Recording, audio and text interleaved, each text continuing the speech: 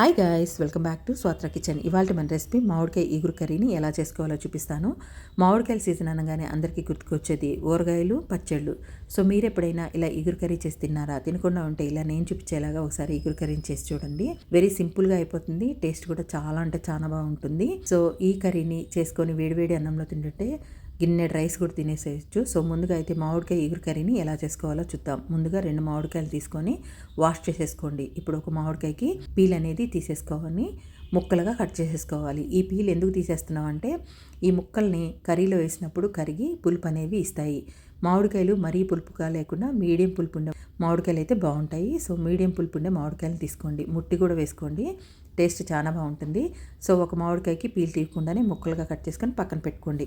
Gas మీద ఒక pan పెట్టుకోండి, అందులోకి 200 గ్రామ్స్ ఆయిల్ వేసుకోండి. ఆయిల్ హీట్ అయిన తర్వాత 1/4 టేబుల్ స్పూన్ ఆవాలు, 1/4 టేబుల్ స్పూన్ జీలకర్ర, చిటికెడు మెంతులు, అలాగే 10-12 వెల్లుల్లి రెబ్బలు, ఒక ఆనియన్ని కొంచెం లావు ముక్కలుగా కట్ చేసి వేసుకోండి. 2 పచ్చిమిర్చీలను కూడా చిన్న ముక్కలుగా కట్ చేసి వేసుకోండి. 2 ఎండుమిరపకాయలను కూడా 2 ముక్కలుగా కట్ చేసి వేసుకొని 2 నిమిషాల పాటు కలుపుతూ ఫ్రై చేసుకోండి. ఈ ఆనియన్ కలర్ మారి పచ్చివాసన పోయేదాకా ఫ్రై చేసిన తర్వాత 2 టమాటాలని సన్నగా కట్ చేసి వేసుకోండి. గుప్పెడు కరివేపాకును కూడా వేసి ఒక 2 నిమిషాల పాటు కలిపిన తర్వాత ఇందులోకి టేస్ట్కి సరిపడినంత సాల్ట్ వేసుకోండి.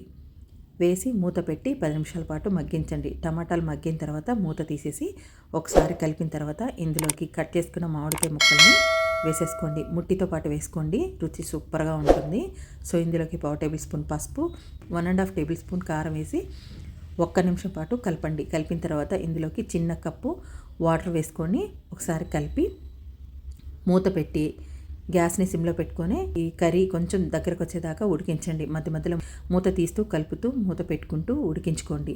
కొంచెం చిక్కబడిన తర్వాత మూత తీసేసి ఇందులోకి 1/4 టేబుల్ స్పూను ఆవాలు మెంతుల పొడిని వేసుకోండి. అలాగే 1 టేబుల్ స్పూన్ ధనియా పౌడర్, అలాగే కుప్పడంత కొత్తిమీరను కూడా వేసి ఒకసారి కలిపి మూత పెట్టి ఒక 2 నిమిషాల పాటు ఉడికిన తర్వాత ఇది బాగా చిక్కబడిన తర్వాత గ్యాస్ ఆఫ్ చేసేసుకొని సర్వ్ చేసేసుకోండి. టేస్ట్ అయితే చాలా అంటే చాలా బాగుంటుంది. సో అంతేనండి, వెరీ సింపుల్గా అయిపోయే మామిడికాయ ఇగురు కర్రీ రెడీ అయిపోయింది.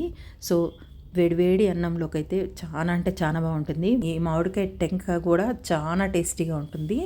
సో తప్పకుండా ఇంత టేస్టీగా ఉండే మామిడికాయ ఇగురు కర్రీని మీరు కూడా ప్రిపేర్ చేసి మీకు ఎలా వచ్చిందో కామెంట్ చేయండి. వీడియో నచ్చితే లైక్ చేయండి. Thanks for watching.